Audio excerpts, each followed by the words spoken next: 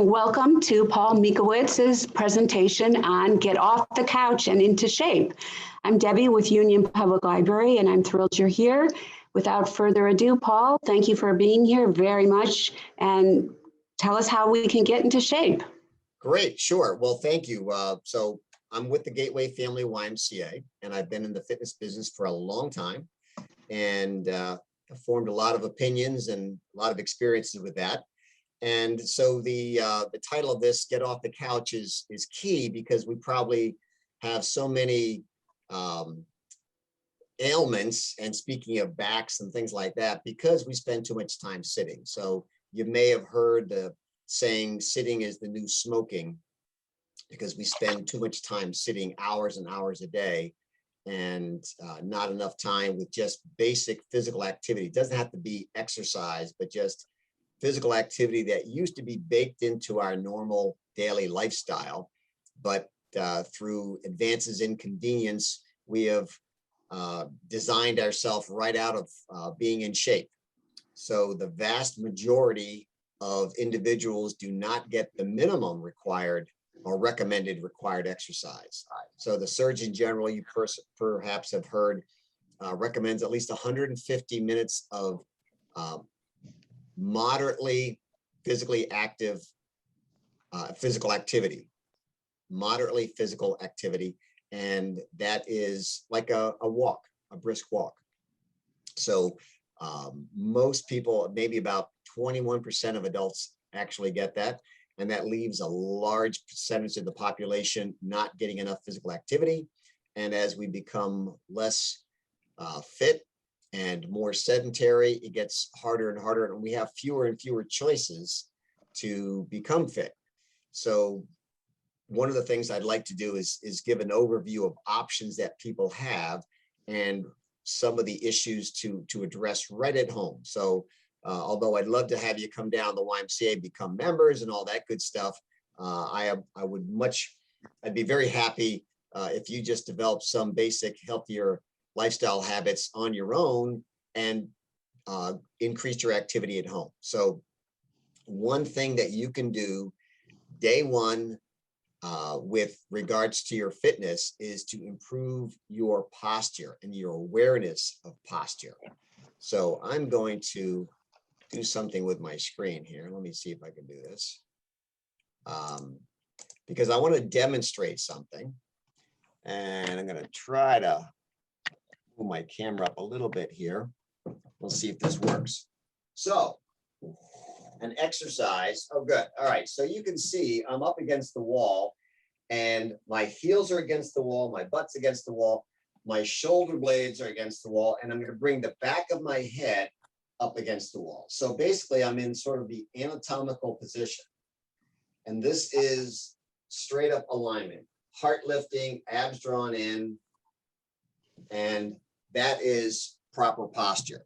Now, if you were to do that and just spend a few seconds up against the wall, and you're at home, no one's looking, no judging, you will probably feel like it feels very exaggerated, and you have to engage a lot of the muscles in the back of your body to overcome a tendency to kind of round out.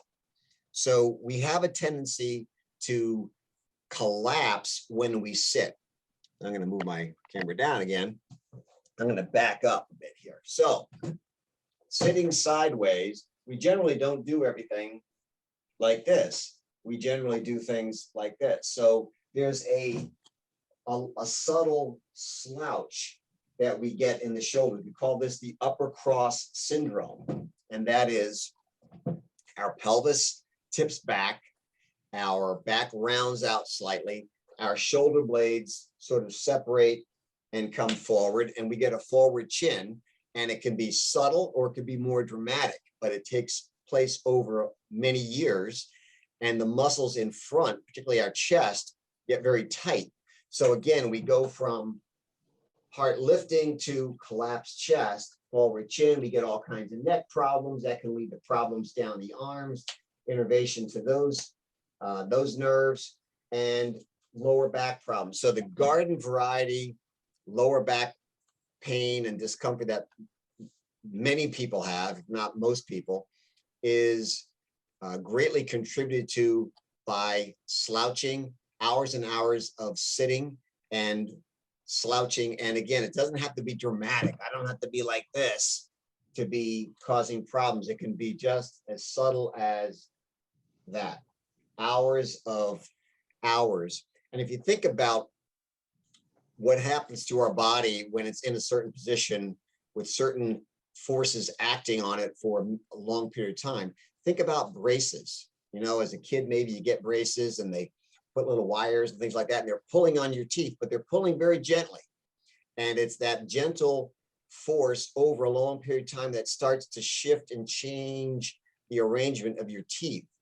And that's similar to how gravity works on us. And if we spend hours in a very slightly collapsed position, it starts to change our structure. And we have a lot of negative effects of that. So we want to improve our awareness so we catch ourselves a million times a day doing something on the computer. Oh, catch yourself, draw back. So again, I'm going to try to get back here. So I'm sitting and the seat has a little nice lumbar curve. I want to sit back so I have some support. Now, even at this, when I'm sitting down and drawing my shoulder blades back and lifting my heart in good posture, this is good for viewing. This is good for reading, but it's so easy to lose in just a second, but then you catch yourself. So if you spend some time up against the wall, literally, if you spend just even 2 minutes, will probably seem like a long time, standing up against the wall, pressing the back of your head back, drawing the chin back, shoulder blades back, palms facing forward, as I was doing here. I moved my case on my head, but you got the idea. You will start to awaken and change your sort of default posture and your awareness. So you'll catch yourself more often when you are out of balance. So then we have some general exercises to address those muscular imbalances that develop over time. And the muscular imbalances tend to be, some muscles get too tight, some muscles get too stretched out, some muscles get too weak. So our core muscles, I'm sure you've heard, we got to strengthen our core. Strengthening our core is not just the six-pack abs, because really that's actually the most superficial portion of our abs. It's the transverse abdominis, which is the muscle that you feel tense up if you have some really vigorous coughing or laughing. That's a more significant muscle. And that's the muscle that you internally just sort of say, oh, someone's taking my picture, let me suck it in. So you suck in the stomach and you have that general sense of tonus in your midsection that stabilizes your spine. So all these muscles, the internal, the external oblique muscles, muscles in our back, all surround our internal organs between our rib cage and our pelvis. All this stuff in the middle is surrounded by various layers of muscle that have to act like a girdle to keep everything firm and to keep our spine stable. So if we spend hours slouching, but I can sit and really not have any activity going on in my midsection and still kind of sit here balanced. When we're up and about, even just walking, it requires much more muscular involvement of the midsection. So the problems are too much sedentary lifestyle, too many hours spent sitting, and not just sitting, but sitting in poor posture. So we want to improve our posture. We want to improve our physical activity. And no matter where you're at, you need to start doing a little bit of physical activity. You'll be better off. I've never come into contact with anybody that the doctor said, no physical activity for that person. It's always a little something is going to be better. A little bit of physical activity, and that's all relative. So you probably have an idea based on what you do now, that if you say you're walking for 10 minutes and you have a sense of, okay, after 10 minutes, I start to feel it, or 20 minutes, whatever it is for you, you might be great and you can go 3 miles and not have a problem. But Or there are other things that you have sensed that you don't do anymore, like you find stairs more difficult. Or how about just getting out of a chair? So one of the exercises I'll be talking about is called sit to stand, and our ability to basically just lean forward, get our center of gravity over our feet and stand up is a really good determining marker for our ability to continue living independently. Sit to stand, our ability to get up out of a chair is a really good marker. It's also a really good exercise. So it's something that we do with a program that we call Enhanced Fitness. Enhanced Fitness is designed for people with arthritis. It's done all standing or in a chair. There is no getting down on the floor. And what makes it good for people with arthritis makes it good for just about everybody who needs a little bit of more gentle exercise. So sit to stand is simply seeing how many times you can sit and stand up in 60 seconds. So you can do that and kind of see a few. Don't necessarily do a whole 60 seconds, but just try a few and see how that feels. You may find it more challenging than you realize, but you start off with just a little bit. So in the beginning, you explore different forms of physical activity. So sit to stand is one of them. Walking is another one. Walking is probably one of the more familiar things that you do. So you have a little bit of a sense of how much walking or how many stairs or what is going to make you tired. And then as you explore new activities, you want to be extra cautious, exploring new activities, and then see how your body responds. So for instance, push-ups. When I talk about push-ups, oh, I can't do push-ups. Like, well, push-ups are all relative. I'm sitting in a chair and I'm leaning on my desk. So I'm kind of rocking back and forth on my chair. Let me tuck it in a little better here. So I'm leaning back and forth, and it's a very easy push-up. Everything is relative. So you can use the end of a couch and you can do a push-up this way. Even this is probably going to be vigorous for some folks, but it's all relative. So when you explore activities, explore and look for the activities that are going to give you the biggest bang for your buck. Walking is great. Walking is low impact. It's pretty easy to do. Find some place to go walking. You can even walk in place. You can walk in a small space, but ideally you get outside and you do some walking in the fresh air. The sit to stand exercise, which is essentially a squat, and I'll talk more about that in a moment, is another really important exercise, really beneficial, working all the major muscles of the body.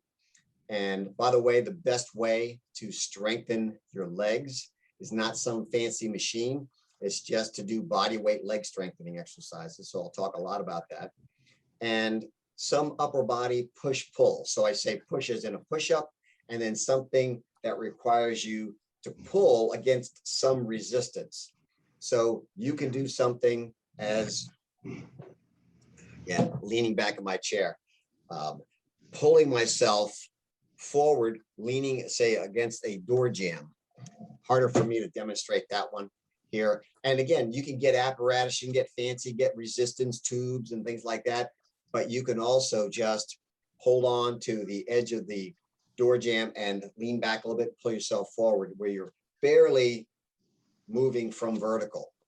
Ideally, you get some other resistance bands and things like that to build some resistance so you can do some pushing and pulling.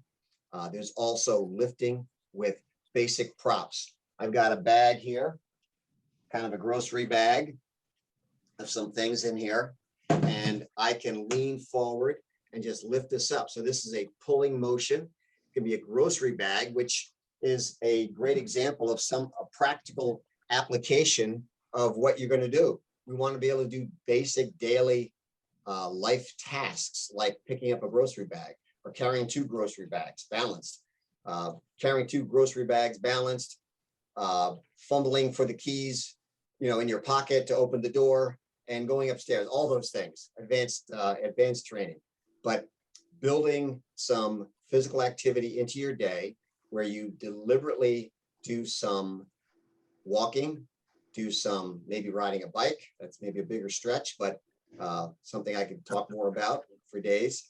And something like a sit to stand exercise. So if you were going to pick one exercise to do, I would say stand up and sit down and do that to a reasonable level of fatigue.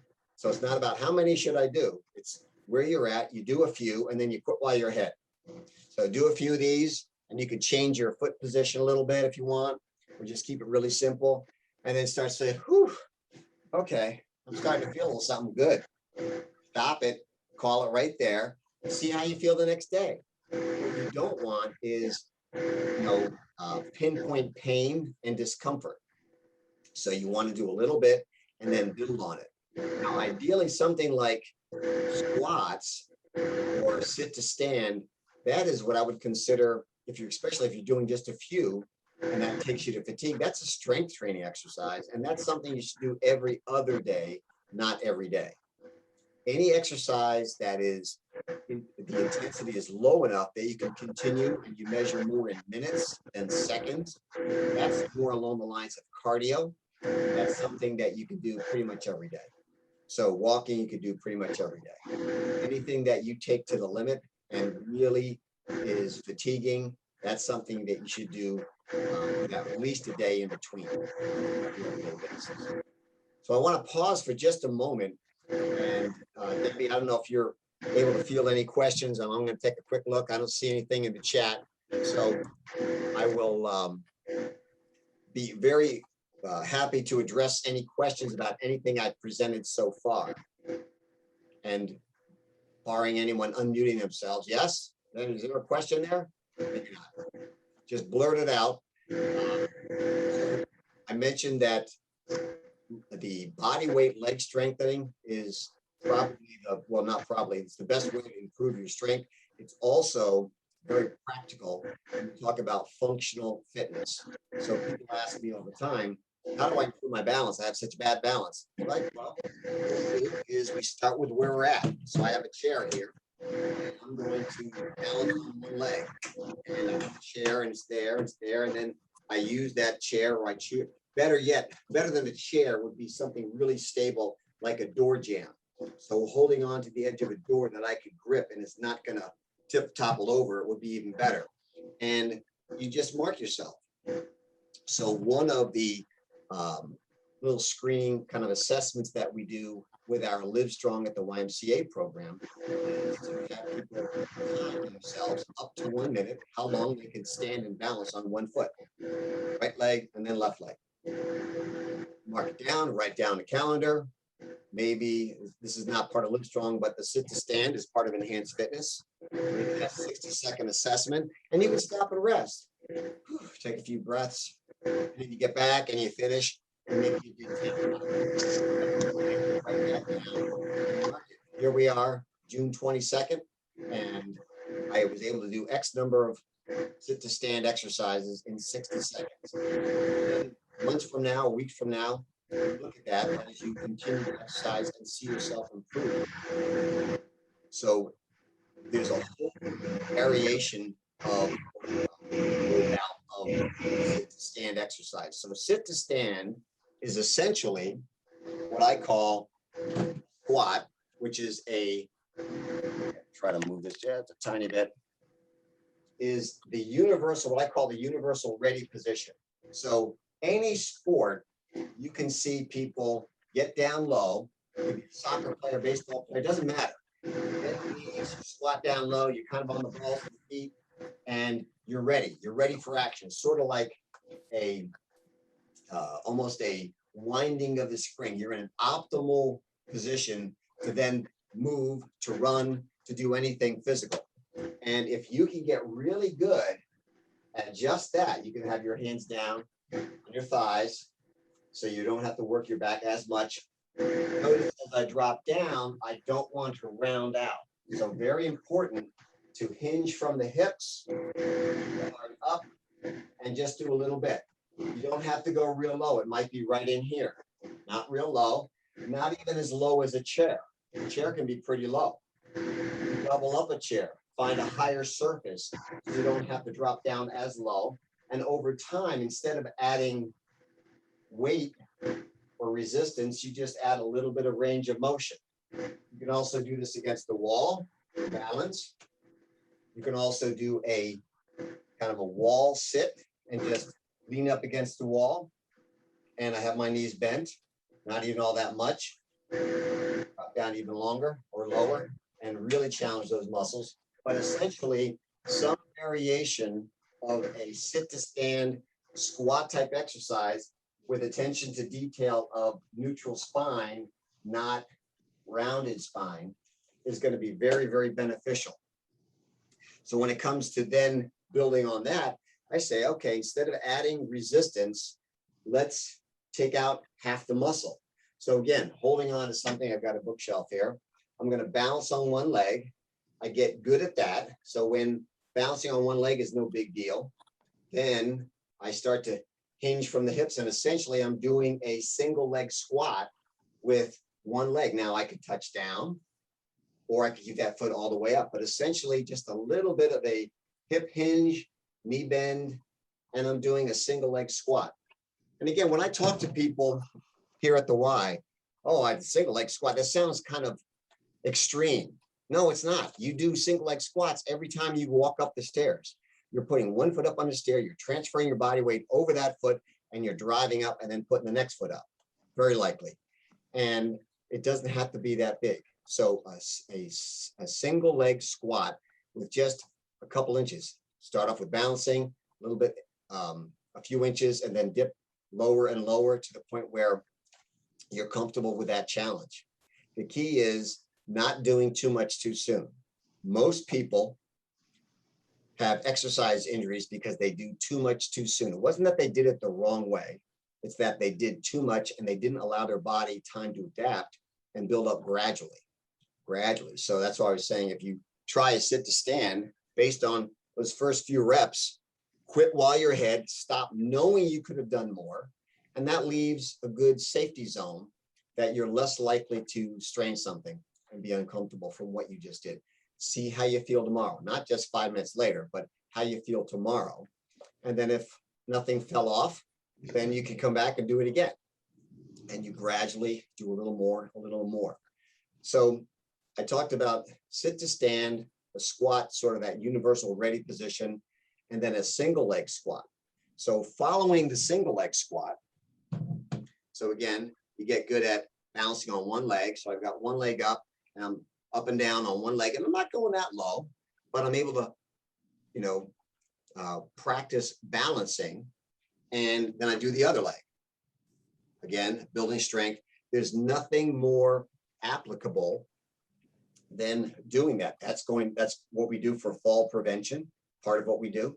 And then from there, we want to add mobility.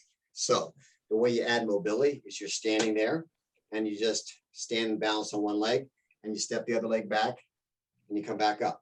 So I'm stepping one foot back. Hopefully you get the idea. Feet are together. I take a step back. My back heel is up and I'm squatting down. So again, I'm sort of returning to that low squat position, and I can alternate legs. So that's stepping backwards. Now, in order to make for a more natural forward movement exercise, then we do the same thing stepping forward. So I'm going to essentially just sort of fall forward, take a little baby step, and alternate, stepping out in front, dropping into that lower and lower and lower squat position. So I'm getting the same hip hinge. I'm not planting my heel then toe. I'm basically putting my foot down virtually flat, as if I'm trying to be real quiet, and I'm touching down with the balls of my feet. And then from there, you can increase the complexity of that movement pattern of stepping out more aggressively. And again, it's things you're already doing walking now, but you do it intentionally and you do it with repetition and you do it safely, where you have something you can hold on to. You have something you can sit on. You know, if you need to suddenly sit down, if something gives way, a knee or whatever, you have more of I say catastrophic failure. If you have something that suddenly you go, a nerve twinge or something where you have to sit down. But those are really fundamental exercises. Again, far better than any of the strength training machines we have in here. Those are not going to teach you reflex. They're not going to give you the same range of motion that you encounter in real life when you're out there moving around. And our legs get us around, and we want our legs to continue getting us around. So if you're not practicing that, if you're not, maybe you're a walker, you're a walker. A lot of people walk. It's great. I usually encourage people to try to include a little bit of strength training along with that cardio. So walking is, for the most part, a cardiovascular exercise, beneficial for your circulation, your heart, your lungs. Great exercise, but doesn't necessarily do a whole lot for building strength. Certainly not upper body strength. So if you can build in just a little bit of strength training, like sit to stand, squats, single leg balances, and then you can do a lot of other things, right? You can do, and this is what we do in our enhanced fitness, our silver sneakers, our stand exercises, standing and balancing, just lifting one leg up, doing these kinds of things.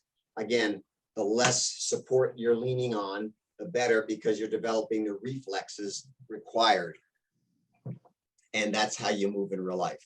And then if you can add some upper body push-ups, again, finding a surface that is angled enough. So I have my desk that I'm leaning on, and I'm just pushing away. I can bring one leg forward, so it's a lot easier.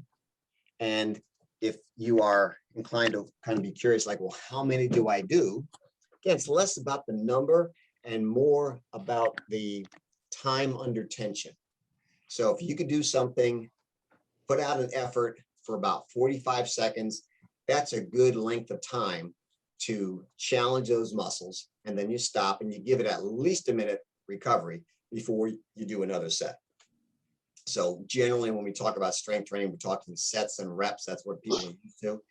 It doesn't have to be just repetitions, but you can count repetitions too. It could be both. It could be how many repetitions do you do in that 45 seconds? And again, leaving a little bit of headroom so you know you could have done a few more, and never push yourself quite to that edge, because you're just more likely to strain something. Last thing you want to do is like, oh man, guy from the Y has me doing push-ups and now my shoulder hurts. So again, just a mini timeout. I invite any questions, comments, concerns that you may have. There is a question in chat. Can you see it? Need to put my, oh, there it is. All right, see, I put my glasses on. I want to strengthen my abs in order to better support my back. Is that the side muscles that you referred to earlier and not the six pack? Actually, it's all of it. Clarification, please. Does this sit to stand work on that? Yeah, actually, sit to stand does help with that some. It does. Very good question. So, you know, the abs, we have basically, we have a thin, flat muscle, which is most internal, and that's the transverse abdominis. That's that muscle I was talking about when you're coughing or laughing hysterically, you know, really tenses up. You might even get a cramp. And then over the top of that are what we think of as the six-pack muscles, which is more superficial. And then on the sides and overlapping all this, we have internal and external muscle fibers that run in each direction, and they cause stabilization and twisting. So for me to go from sitting here like this to sitting here like this is just an isometric. So a lot of what we do now, and the fitness industry is finally caught up with, rather than doing a million of these crunches on the ground, we do what we call stabilization exercises. They are going to strengthen your core. And for the most part, your core, all those muscles around between your rib cage and your pelvis, are designed not to be movers as much as they are to be stabilizers. So again, their job description is sort of like to be like a girdle and keep everything firm and stable. So when you're doing things with your arms and legs, all that energy is transferred through your core most efficiently. And when I was showing you a push-up, you know, the push-up, we're working our abs also. So I want to do a push-up with a tight core, not a saggy core. So it's not about the arms here, it's about being really firm. And you may have heard of the exercise plank, where you're just holding a position. And when you're holding that position, you're having to contract, hold it in good neutral spine and build your stamina and muscular endurance to hold that position for more and more time. So in the beginning, you might have a little watch, you're looking at a clock, you're looking at an app on your phone, and you hit start and it's tick, tick, tick, tick, tick, tick, tick, and you're holding that plank. So there's a campaign I've referred to before, which was a lot of fun. I call it the plank, promise to plank challenge. And that is, if you can get yourself to doing 1 minute of plank every day, you will build your fitness level. And 1 minute of plank for someone who's really out of shape is going to be a challenge. But for somebody who's not so terribly out of shape, it's not an over-the-top challenge by any means. It's something that you can develop. It might not be easy in the beginning, but it's not over the top. And it's all relative. So again, you can do this leaning against the couch. So I'm at an angle. And you just hold that position. And if you start fatiguing, you don't want to keep hanging in there and then sagging and using bad alignment. You stop once you are no longer in good neutral alignment, and you build your endurance to hold that. So that's going to be one of the best things you can do for your core, for your abs, to help strengthen your back, because that's really what it's doing. It strengthens everything. We're including back muscles as well. Everything is firing, contracting.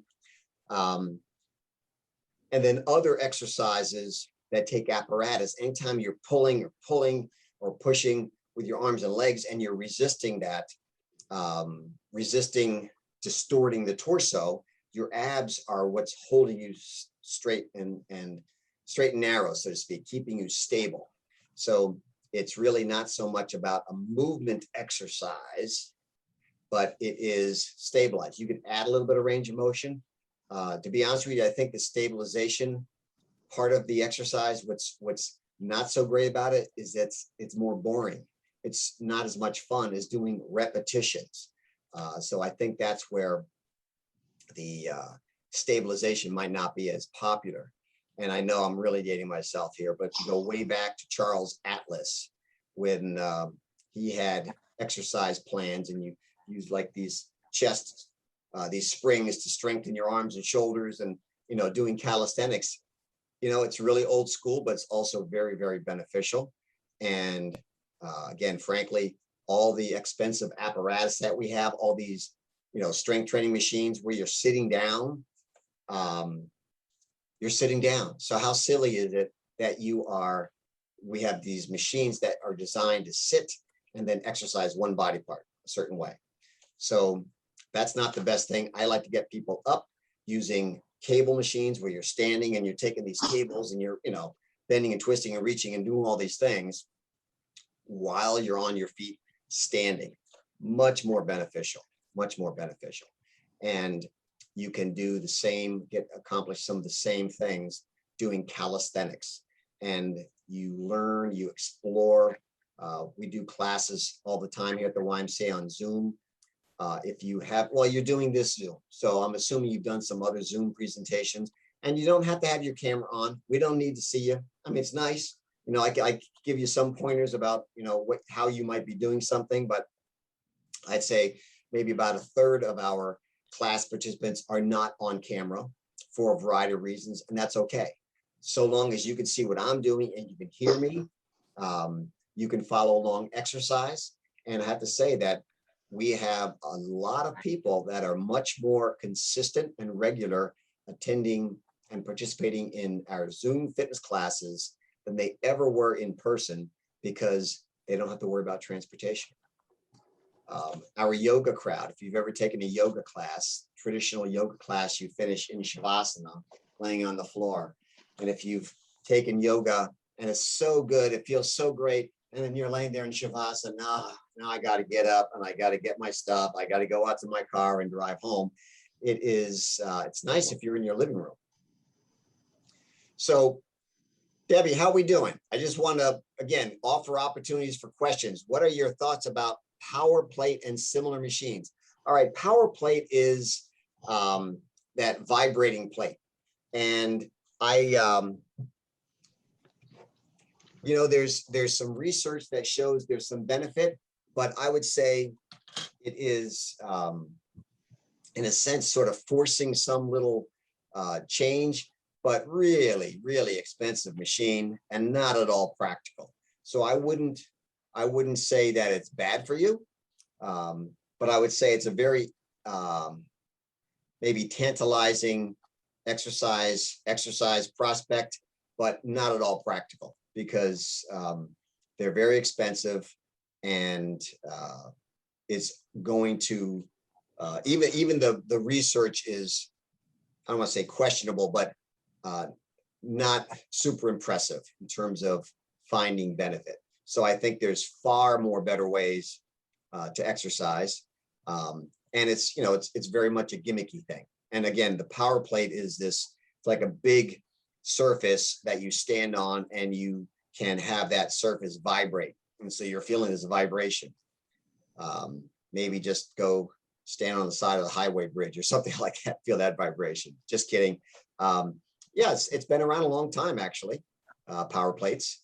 But again, I think looking at pricing, it was like $10,000. That's a lot of money. That's a lot of money. And far more beneficial to do sit to stand. Far more beneficial. I would bet money on that for sure. And again, it's not going to be doing much for the upper body and things like that. So if you can do a little bit of sit to stand, throw in a little push up, find a way to pull, and it could just be pulling a door. You could just pull a door. And that's really a practical application. Some doors are heavy to push through and push and pull back. You do that repetition. Exercise tubing is very inexpensive, and you can rig that up. If you're at all creative, there are things that go fit into the door jamb. You close the door, a closet door, it's up near the hinge, so it doesn't slide out, and you can do a lot of things there. We also have a great starter circuit. So we have a strength training circuit here at the YMCA that I like to encourage people to get started with, because it's so structured. It's easy for people to make their way through that and develop a foundation. But then once they've developed the foundation, I say, okay, now I got to move you to some other cable machines where you're standing up, because most of the machines you're in a seated position on the circuit. So although I say we shouldn't be sitting down, you got to start somewhere. And doing things on your own is tough. It's hard. It's helpful to be in a work environment at a facility where you have other people doing these kinds of things, to have a resource that you can ask some questions. Am I doing this right? 80% of doing it right is doing it all with good neutral spine. So if you come in for an orientation, you'll hear the same thing coming from me. Neutral spine, body weight, leg strengthening, building some push and pull, and then you advance from that. You add some mobility, adds to the fall protection, adds your capacity to be able to do some lifting and moving of objects. Free weights are great. Good old fashioned dumbbells, they're far simpler than big apparatus. Big apparatus have made strength training more attractive to the masses, but it's far from ideal. In fact, I refer to our strength training machines where you're sitting down and moving a pin up and down a weight stack. And each machine is designed to do one specific thing. I refer to that as kind of like fast food drive-through. Is it going to be beneficial to someone who's starving? Absolutely. Is it keep you, from starving in a short term, get you by? Yes. Is it the best thing? Absolutely not. So working with your body weight for calisthenics and some basic free weights are much more like getting good, wholesome ingredients and making a meal yourself. It'll be a lot healthier for you, a lot more practical to everyday lifestyle. And, generally, we need to be more active. We spend too much time sitting, so hence the get off the couch concept. And even if it doesn't have to be like an exercise routine, if you can just say, all right, during the commercials of this show, I'm going to challenge myself to get up and down during the commercials as opposed to sitting here, or maybe I'm going to take all phone calls standing, silly things like that. I mean, ultimately, you need to want to move and feel better. And if you can do a little bit of exercise, build a little more activity into your lifestyle and feel that extra benefit, then you'll be even more motivated to do more and to expand on that. Paul, I'm just going to go ahead. I'm just going to interrupt for a moment. I'm going to just give a little commercial for the library, and then I'm going to stop recording in case people have questions that they would like to ask, not on camera. And everything you're saying is great, really great. I find myself adjusting myself in my chair as we speak. So you're very inspirational. We also have yoga and meditation at the library, which is free, and you can learn about it from our program newsletter, which you can sign up for. You can go on our website, you can go on our Facebook page. You can also watch for this and other tapes on our YouTube channel. So there's lots of ways to find out what's going on at Union Library. Just coming up next week, we have genealogy. The week after that, I think it is, we have American history through our national parks. We have somebody from the Park Service coming. Over the summer, we have memoir writing and reading. So if you've ever thought about trying to write down something for your children or your grandchildren, or for yourself, these are all free classes, and you can find out about them through the newsletter. I do want to thank all of you for coming, but don't go away because you can ask questions. And Paul, thank you so much for being here. We really appreciate it. I'm going to stop recording now.